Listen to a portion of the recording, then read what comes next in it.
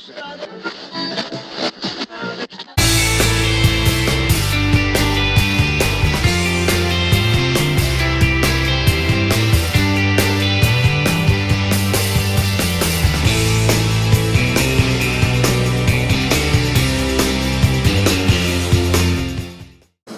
to Brew Sessions. This is presented by Rock on Philly. I'm sitting here with Curtis Cooper and Dan Coart from, I almost said Dan Auerbach, Dan Coart from RFA, and we're going to sit here and talk about some of the stuff that's going on in the music world right now.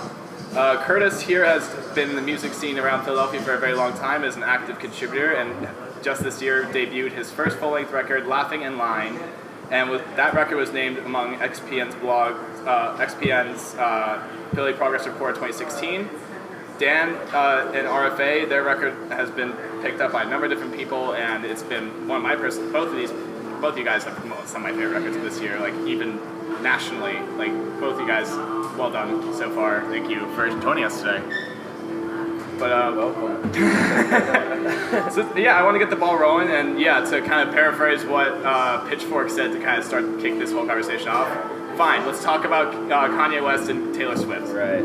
So obviously this has been like a huge thing, and to me, you know, I was wanting to kind of assume that Kanye was in the wrong here for a while, just because Kanye is known to do this stuff, and he didn't really need to run by this line by her, but now it's finally come out that Taylor Swift's agreed to this. And I don't know, now it's a totally different thing. It's a totally different ballgame. On one hand, I don't want it, I don't think it was cool in general. I thought the line was kind of like, if you're gonna make a big deal about it, okay. But the thing that she said bothered her was that, you know, she never okayed it. She told him that she felt it was too misogynistic, and then we have it on video now that she said it was cool. I mean, like, what do you guys think about this so far?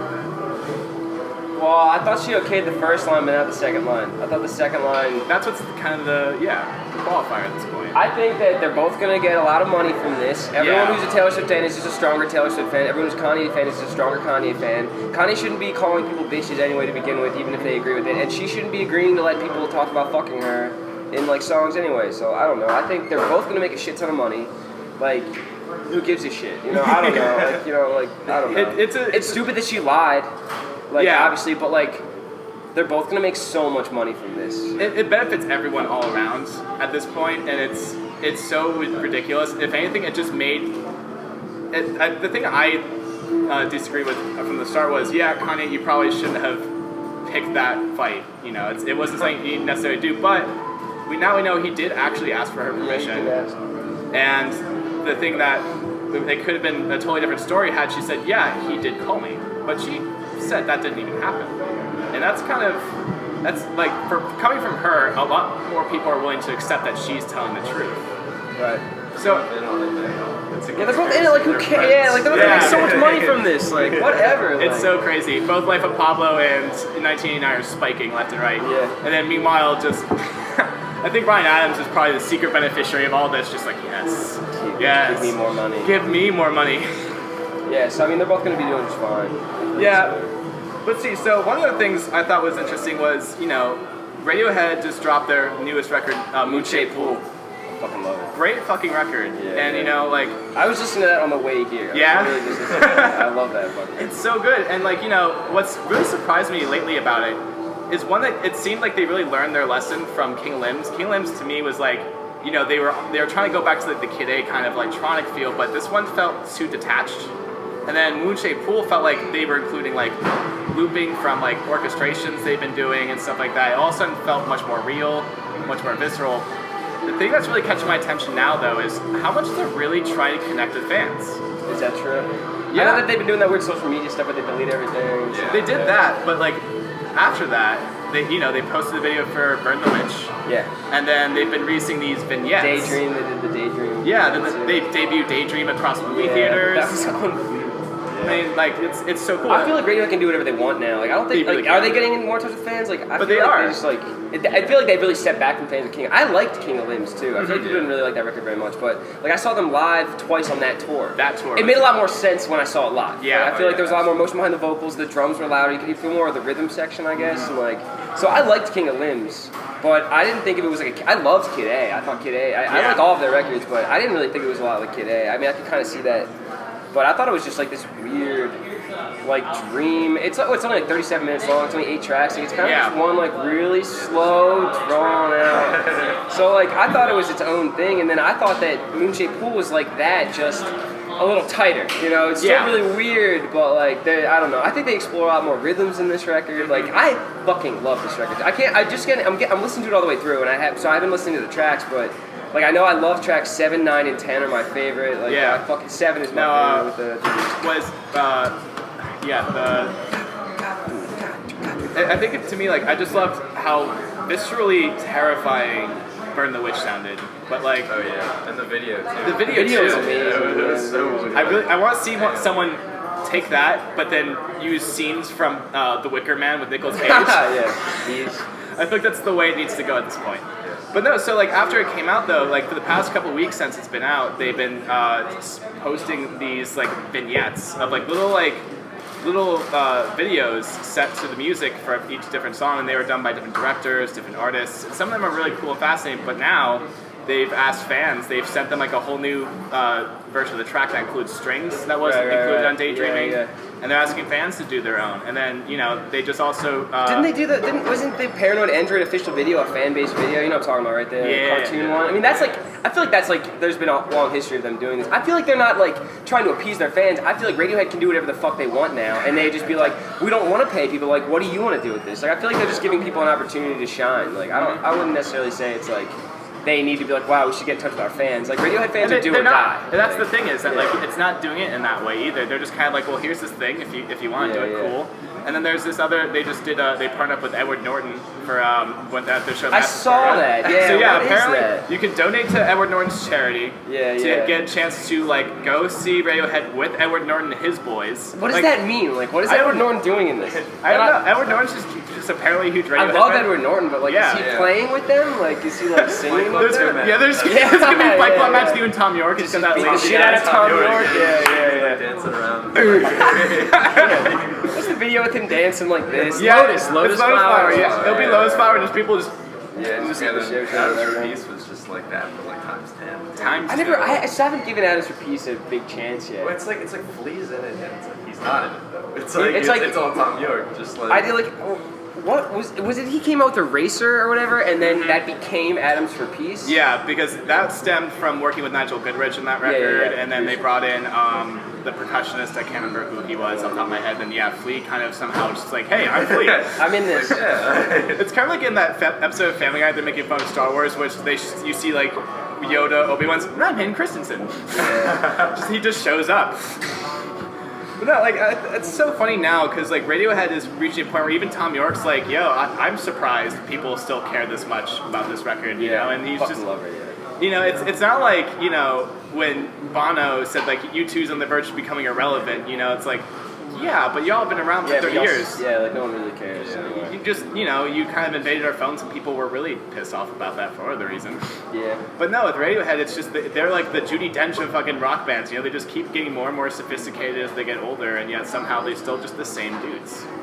And it's pretty amazing considering that, like, you know, their personalities aren't necessarily, like, you know, people always like to talk about people and bands like they know them and stuff like that, like but you never who can say that they know Tom York or they know Johnny Greenwood or any of those guys. Like the only possibility we know is when they step out individually, and that's when you kind of see, okay, now I understand kind of what you bring to Radiohead. But that's about it. It's more about the music though for them, and I think that's always really cool. I think that's It's like, but that's kind of cool in a way, you know. And it's like, who gives a shit? You know, they're going to a grocery store, they're on Instagram, you know, like, you can have, I don't know, it's like... I think they just realize they don't need to play that game anymore, and they're just kind of... Yeah, I feel like that's true, like, they can do whatever they want, like, they know they can do whatever they want. Didn't In Rainbows come out by itself? Didn't they put out In Rainbows? That's, like, one of the all-time greatest records, like, that one came out by itself, and it broke records for, like, record sales. And yeah, it didn't even, when they released it for Name Your Own Price, it was like a full, like, month before it even hit stores. Right. Like, you couldn't even find it anywhere, and they still were like, we don't care. Yeah. That's not the point. The point is we want people to think about how they're consuming music. I got it on vinyl. I have my one friend whose dad just went all in and got like threw in the $100 to get the full package of like the super deluxe set. Same thing with King of Limbs, you know, they just that one was crazy too.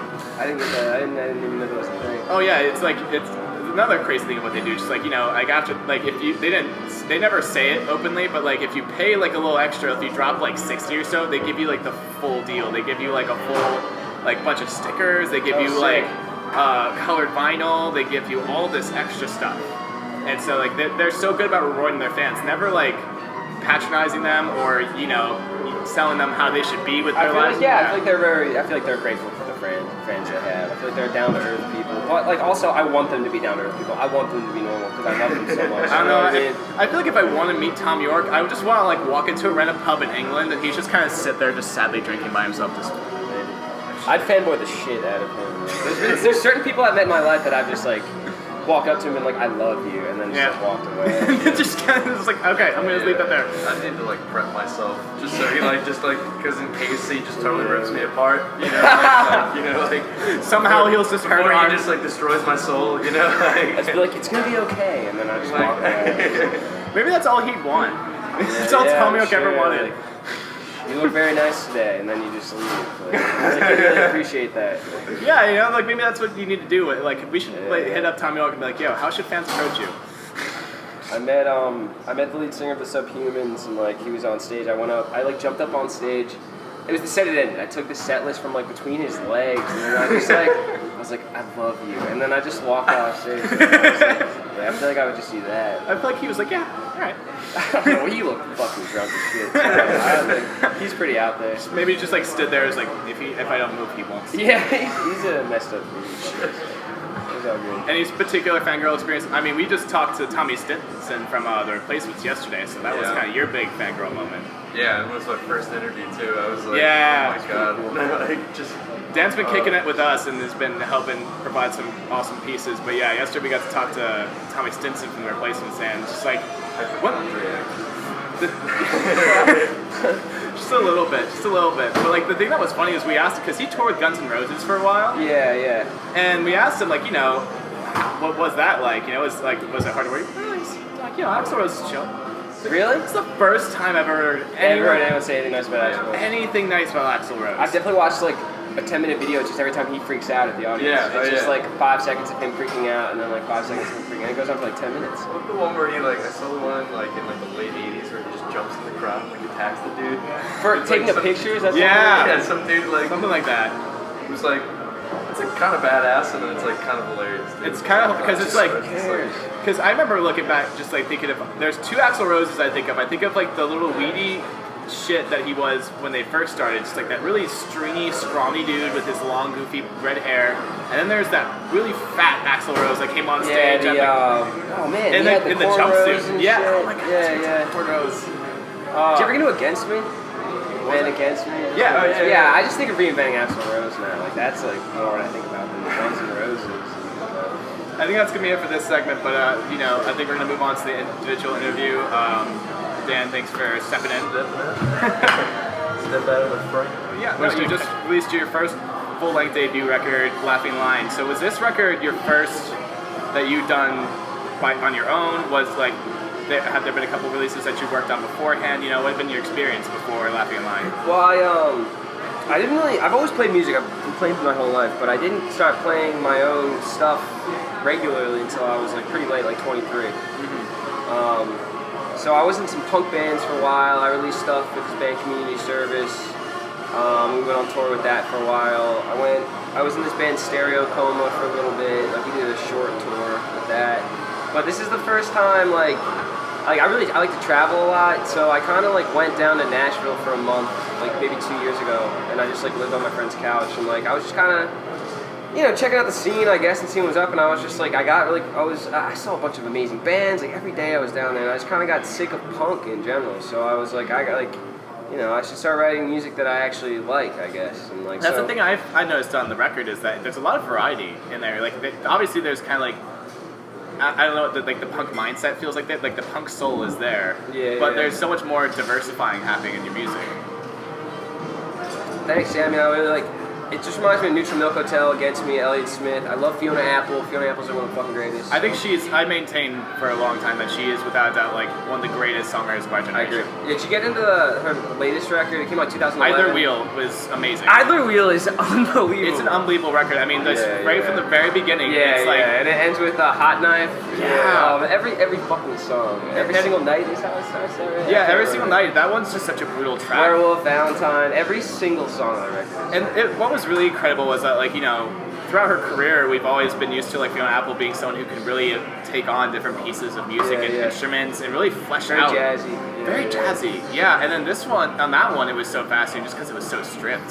So stripped. And it took her like 7 years to do. It's just timpani, some percussion. Someone credited Cardboard Box. Really? Yeah, I think it was on Hot Knife. Someone smacking her. I think she was smacking on a Cardboard Box. Cool, man. Yeah, she's like, she's just good. Like, yeah, she's got a lot of mental issues. So, like, those are the kind of people that write the best music, like, straight up. Like, so. No, she came and played the Miriam a couple years back, and I got to see that show. Yeah, how was it? I mean, it was her and yeah, Blake Mills is like a guy. I believe she's dating him too. Like, but he's a member. He's been a member of her band for a long time. He's recently gone on his own.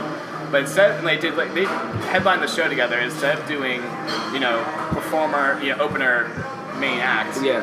They came on stage together and just went back and forth between each other's material. Cool. And one, you know, you could see right off the bat that, you know, she's obviously been going through some stuff, but like, that's the thing about her, you know. I think she's a true artist in that, you know, she doesn't push herself. Dude, music makes you fucked up. Like, people who delve into it too much are fucked up, you know. And like the best artists are the crazy people, like Fiona Apple, Elliott Smith, Kurt Cobain, John Lennon. Like, they're all fucked up people. But like, it just puts you in that mindset. Like, I don't know. I was actually talking to someone about this before, and it was like me, Robbie from the Districts, and a couple other people, and we're just kind of sitting there talking about, you know, like, it's really hard sometimes as a fan to like justify something that an artist does. Yes, absolutely. You know? Yeah, there's the difference between separating the artist and the art. David Bowie is one of my all-time favorite artists. John Lennon's one of my all-time favorite artists. Like, he's a piece of shit. He's a terrible person. John Lennon's fucking terrible. He kind of made fun of mentally disabled people. He was verbally. I don't know if he was physically abusive. I know he was verbally abusive to his first wife and his son Julian, and I'm pretty sure to Yoko Ono. Yeah, like I'm pretty sure the quote is like, "Your laughter. I hate the sound your laughter makes," or something like that. Like, I hate the way your laugh sounds. Like, terrible person. And like, he's a huge dope fiend or heroin addict. Not that like being a drug addict isn't itself a bad thing. It's a disease. That's how I think. And it's when you fail to recognize the damage it does to other people. Like, that's what I feel. That's one of the biggest things about what people don't get about Kurt Cobain is like, they want to paint him as this like tortured artist, but really he's just a guy who was like, he felt like he was cornered and shit. But then he just he got like, the thing that really rocked my life about Montage of Heck really was when you see Which one was Montage of Heck? Was that the one that with him and Courtney Love, the home videos, the one on HBO? It was the one that came on HBO. Yeah, that was good. I saw that. Was pretty good. It was really interesting. I don't know how much to take for sure with it. I just liked the home videos. I didn't think the information was all that. I didn't learn much about it. I think that look into what was going on was what I needed to see. I read Come As You Are, read Behind Blue Eyes. Heavier Than Heaven? Yeah, I read Heavier Than Heaven. I think that was the definitive. Yeah, I liked Come As You Are the most, but then I think it was Heavier Than Heaven or Behind Blue Eyes when they were saying that he was lying a lot to Mike Azarau when he was writing it. So he's a world-class favorite, Big liar. Big liar. Yeah, big liar. I mean, I don't know if he was doing it on purpose. I think he just had his own shit. I think, it's something that kind of comes hand in hand when you have that kind of thing going on in your life. You know, you tend to inflate things. It's kind of... He was young, too. I mean... Yeah, he's young. He was like in his 20s. 27 when he died, Yeah, he was a kid. Back to the record. So you were in Nashville. And I was like, I should start taking music a little more seriously and write songs that I like. So I had all these. I just wrote a bunch of songs. I went to the Philippines. I went on a 6-month travel bender, and I went to the Philippines. What made you do all this? I was dating someone, and we broke up, and I had always wanted to travel, so it kind of put everything into perspective. I was like, what am I doing? I grew up here, I was born here. I went to college for 5 years in Boston, but I came home every summer to work. Like, I literally have never spent a full year outside of Philly. So I was like, I don't know, like I'd saved up like enough money to just do a bunch of shit. So I moved to Asheville for a month. I went to Mexico for a little. I went to the Philippines and Indonesia. I went on tour. Was this a planned trip, or were you just kind of like winging it? I got really drunk, and my friend Nick, who travels a lot, he just bought me a ticket to the Philippines, and woke up the next day and I was like, all right, we're going to the Philippines. So I went for a month. Wow. That was cool. For Nashville, my buddy Dylan Manacci, he's actually from South Philly. They run Old Swedes at Washington and Carpenter.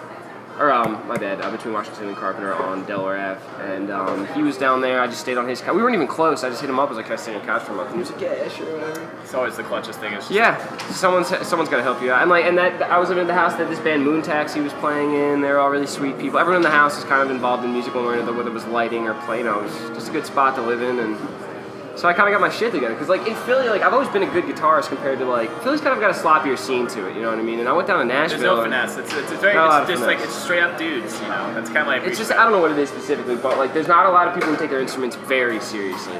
And I went down there, and I'd be walking into, like, a bar, and there'd be two guitarists at the front door, and there's no one in the bar, and those two guitarists are better than I've ever been in my life. Like, it's just, like, so...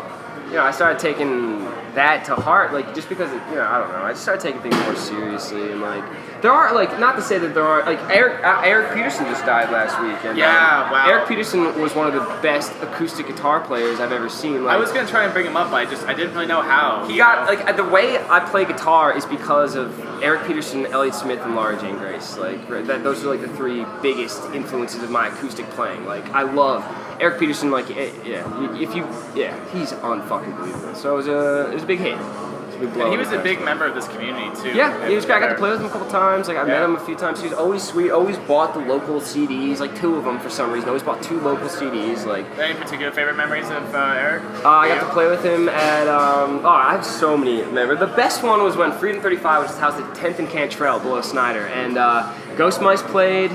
Topsoil played, and he closed it out, and it was acoustic, and it was like, I've never seen a show that wild acoustically. Like, when he played Rolling Through the Gates of Hell, people were like smashing bottles in the basement. It was a mosh pit. Like, it was fucking crazy. That like, sounds like some real shit. There was a shit ton of people there. Like, it was just like this, like, it was just wild. It was wild. And that was the last Freedom 35 show for Ellen I Shut Him Down. So that was probably the best I'd seen. But then a couple months ago, actually, he played Slacker Barrel at 35th and Haverford, and he played upstairs outside on their balcony, which is really nice, and he played, like, it was just him, and it was just like, everyone was sitting down, like, I'm sitting, and at my feet is Erik Petersen. Like, I'm just like, what, you know what I mean? Like, so it was just, like, so fucking surreal for me, and, like, it's a big blow. It sucks. It's a huge blow to the scene. I mean, I've been seeing, like, artists from the entire area and the entire scene, just everyone. I got to see him when I met the Subhumans lead singer I was talking about earlier.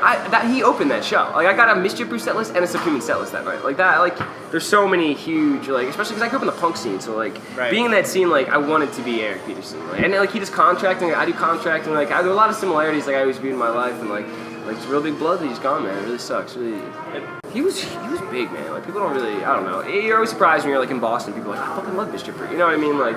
That's so crazy. He's not just a local hero, you know?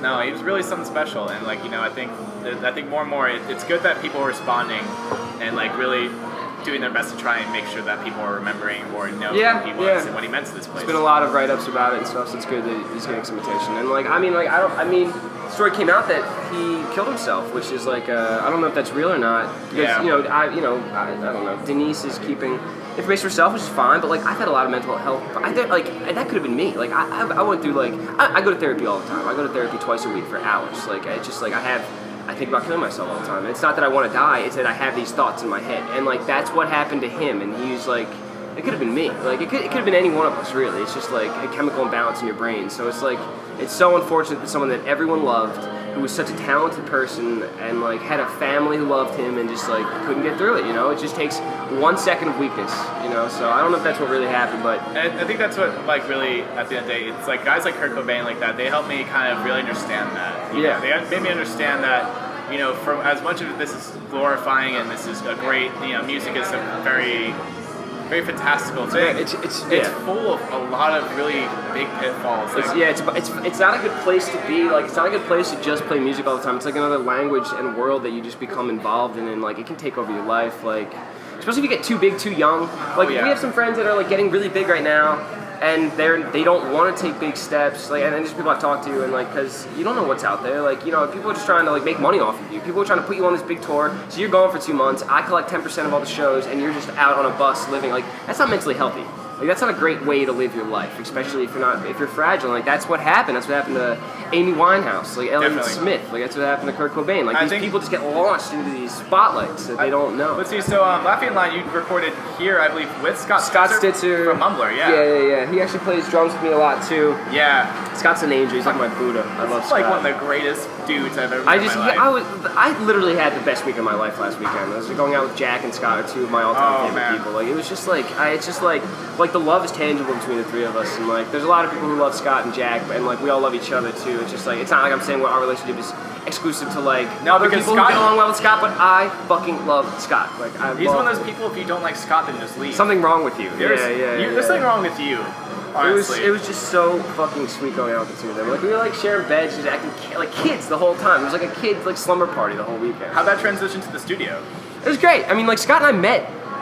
We didn't really know each other. Like, community service played with Mumbler a couple times. You know, like I was like, I'm looking to do a solo project. I don't know what it's gonna be like. Like, somebody might want to be Elliott Smith project. And I was talking to someone in Mumbler, and they were like, Scott does recording, so I recorded with Scott. That's how I met Abby, actually. And like, so like, it just opened up this whole other world of like stuff I got to do. So I'm recording with Scott Stitzer and Nick Barnes, and like the first record was good, but it was all these like I wrote them all acoustically.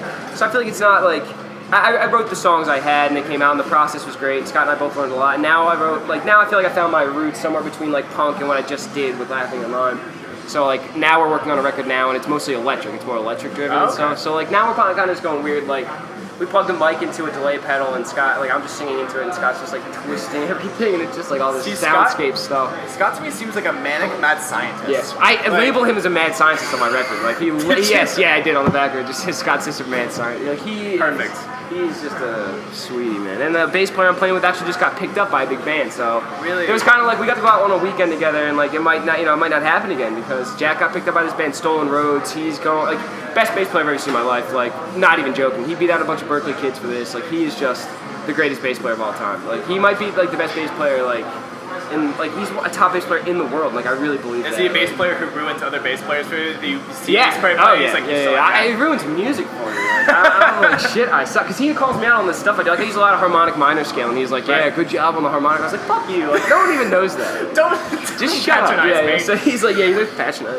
But he's going on tour. He's opening for Kiss for a month on like some cruise. They're opening for Sheryl Crow. Like, he's going to Europe for a month. Like, he got picked up. Should be ready to like catch Gene Simmons if he falls again. Yeah, or if he bites his tongue off or something. Yeah, so like let's hope he bites his tongue off. Gene Simmons is pissing me off a lot lately. Did you see what he said about Prince? No, what did he say? He talks. He's like, man, I mean, some of us managed to stay pure our entire lives and ding OD. I can't stand Gene Simmons. Yeah, fuck you. He had like serious pain. He had anxiety issues. Like, he needed to be pilled. Like, it's not like he was just like taking pills. Like, he needed pills. And it's something that happens to everyone, especially like prescription medications. Dude, fuck Gene Simmons. Fuck Gene Simmons. Yeah. Gene Simmons, you're officially enemy of this podcast. Yeah. So yeah, I mean, it was good. It was like the last hurrah for me, Jack, and Scott. I mean, we'll still be playing together once in a while, but Jack's going on tour in October, or September, I think. Yeah. So and like that's the thing, Philly's a great place for musicians. It really true. is. It really is. And I think one of the big steps that I'm seeing now is that for once, nationally, Philly's getting recognition for bands. I agree. I feel like a lot of people are flooding down from Brooklyn and stuff like that. Like we're like a big hot spot now. People like actually like Philly. We're booking in like November now. We're coming into November. Like, that's how much our calendar's filling up. Like, it's crazy how many people are like booking shows in Philly these days. Yeah, and you just opened up your house as a venue now. I actually moved in March, but they opened it up in September and started doing shows in October. Is this your first foray into like taking on booking and stuff like that? No, I've done booking. I did booking at JR's before that whole shit went down. I've done booking for my own bands all the time. I always book all the tours and stuff. So I know how you're supposed to book. I'm pretty good at booking. So you knew going into this house that this is kind of something you'd have the opportunity. All of the people play music in the house. It's literally just you're surrounded by music all the time. Was that like a selling point even? Or Huge selling point. Yeah. I have my own room with like everything set up. I have like my drum set, my like keyboard, and my pedals, and like my keyboard and my guitar plugged into my loop pedal into my amp. So like it's fucking awesome. And then like we have someone who lives in the attic and they record above me. Like someone makes beats on the third floor with me. Like everyone. Jack, my bass player, lives like next to me. Like, so it's just everyone's playing music all the time. Like, it can get annoying, but like, is there a point where just like you're doing something, someone's doing something, all of a sudden you just hear them stop? They come, yo, what was that? No, it's like if you start hearing someone else making noise, you're just like, all right, time for me to start making noise. Like, who cares? Like, it's gonna happen anyway. Your neighbors must be so stoked. We only have 2 neighbors. Awesome. One of them doesn't give a shit, and I've talked to them multiple times. I'm like, hey, like, can I buy you a case of beer? And they're just like, no, like, we love this, thank you. And then the other is a frat house, and they don't have parties though. Yeah, I get it. I mean, maybe they do, and I just don't hear them. But we are the sound problem. We live on the corner, so like, no one complains. Like, it's knock on wood, but it's going pretty good. Well, I think West Philly is becoming such a great spot for the I used to go there in high school. When I was 14, I went to the Halfway House, which was a big punk spot back then, and I saw U.S. Bombs in the basement there. I saw the boys play all the time. So West Philly was the beginning of the DIY scene for me when I was a kid. So like, it's always been around. It was my introduction for sure. Yeah. Yeah, I mean, it's always been a really good scene. North Philly was always, and South Philly was always a little dirtier. Mm-hmm. And then I always liked the dirt, so I was going to North and South Philly more. And then this is the first time I moved to West Philly, and I'm just like, there's trees here. Like, this is nice. Like, the people are nicer here. Yeah, so the record's going fine. I'm working on another record, That's tours awesome. and stuff. Yeah, like, I'm doing what I'm supposed to be doing, I guess. Like, I'm still working a bunch. Like, I do lighting and irrigation and gardening, so like, I'm getting my, I'm making money, I'm traveling. It feels like you finally zenned out. I am zenned out. I am very zenned out these days. Seems like you're in a really good, anytime I see you these days, you always seem like you're in a good place, man. I'm in a good place. I go to, and this is something I can't stress enough, go to therapy. Like, no matter who you are, I was like, a month ago, I was like going through some serious shit, and like, I feel fucking good. Like, you know what I mean? Like, I feel really good. I'm eating healthy. Like, I'm not drinking too much. Like, there's all these things that if you wake up in the morning and you're hungover, that opens the door for negative feelings. You know what I mean? So no, definitely. I think it's a thing that, I know for sure, there are times where I got like in a really dark place and I just didn't know how to talk about it. That's part of the biggest problem, because when you keep it in, it's your secret. You know what I mean? Like, that was like my biggest thing. Like, I think wasn't even telling Abby about how I felt. And then like one day I woke up and I was like, I told my family, like, so everyone was like, I either have to get checked in or I'm gonna kill myself. And it's not like this isn't a cry for attention, because that's what I thought everyone would think. It's not like, it's nothing but the fact that you need to say it out loud, because if you're going through these things, nothing is more important than your life. Nothing is more important than your life. Like, no, and I think the hardest thing is overcoming that fear of like, well, what, I don't want them to be worried about me. Yeah, exactly, and that's the dumbest thing ever, because like, that's what I was thinking too, and then like, now my family's like, we are worried about you, but we should be worried about you. Like, so like, I got off like work, I got like, you know what I mean, all I did is I'm working on like eating right, being healthy, like feeling good. Like, there's things that you should prioritize in your life. You know what I mean? And like, being happy is number one. Like, so like, who gives a shit about, like, that's why like I'm working on this record, but for the last record I was working 23-hour shifts. Like, we were working on this record, and now I'm like, it's gonna get done. I just want to make sure I'm sleeping right, eating right. Like, the record's gonna get done. Like, and like, sometimes we'll just show up and just eat and chill and like maybe go swimming or some shit. Like, there are important things to do besides like burning yourself out on something that may or may not like become your future. Like, music is great, but I know a lot of people who are just like, this is their lives. All they do is just come home from work, focus on music, songwrite till and then they go to sleep, wake up, go to work, think about, you know what I mean? Like, it's good, and I'm sure that's like a productive way of you like living your life, but like, I can't do that. I can't burn myself like that. That's the thing that a lot of people have trouble with. I know sometimes I'm just like, I feel like I'm not doing enough. I'm not doing enough. And it's that anxiety. Like, and then you measure yourself up to someone else, and it's like, you can't do that. You can't do, and there's people who just like, there's normal people who just have 9-to-5 jobs, and they go home to their partner, and then like they go to the bar and watch baseball, and then go to sleep. Like, I wish I was like that. Like, yeah. I mean, I wouldn't be happy if I was now, but I wish that there was a switch in me that I could switch, and I was just like, boom. I'm just gonna be happy with my life. Like, I'm not like rushing out to like do all this crazy shit. Like, I'm not gonna be like driving around, living in a car, sleeping on couches, like, and playing shows. You know what I mean? Like, there's people just happy being normal fucking people, and like, that's good. Like, you should be happy being happy. Like, that's just as important as like making music and stuff like that. So I think on that note, we're gonna call it here. We're gonna transition to your set, Curtis. Sure. It's never a displeasure having you around. I can't. Oh, sorry, Queen of Jeans. Sorry, forgive me. I'm super excited to hear you're doing so well with your life, man. Yeah. I'm super excited to hear about this record, and I can't wait to hear it, man. Thank you. And hopefully, we'll get to hear like a little bit more downstairs. Sure. All right, dude. Ready?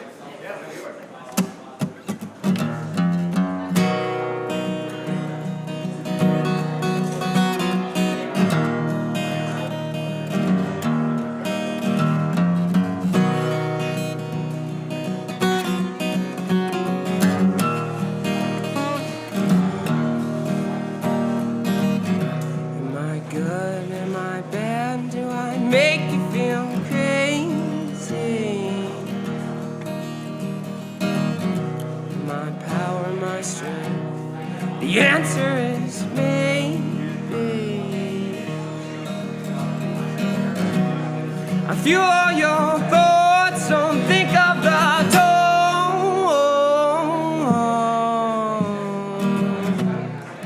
Give me your time, give me control. Take a line, feeling fine. Oh, I'll change your mind. Just a touch. A touch is enough. Enough for you to give you last time.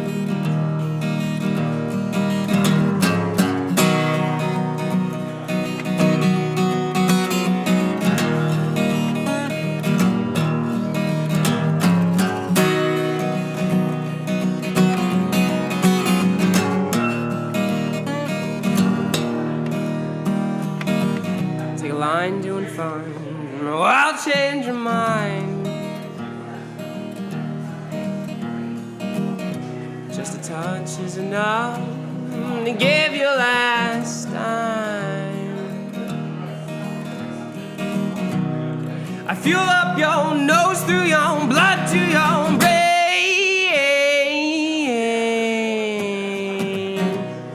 You gave me a name. I am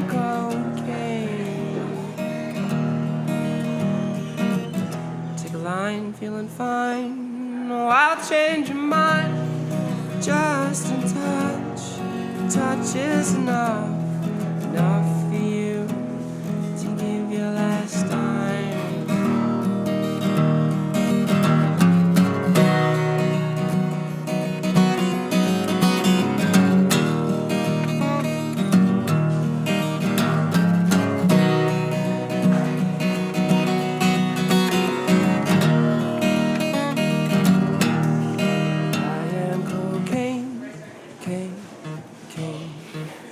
Be afraid, afraid, afraid.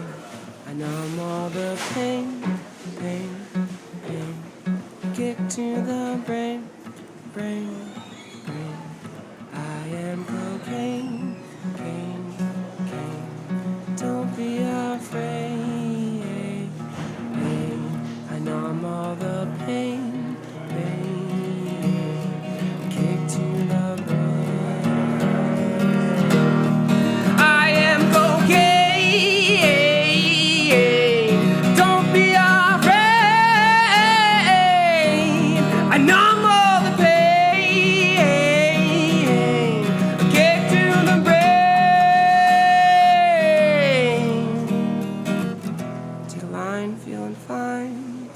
I'll change your mind.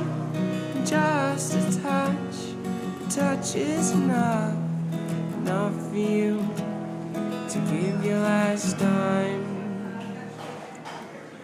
Cool, cool, cool, cool, cool, cool, cool, cool.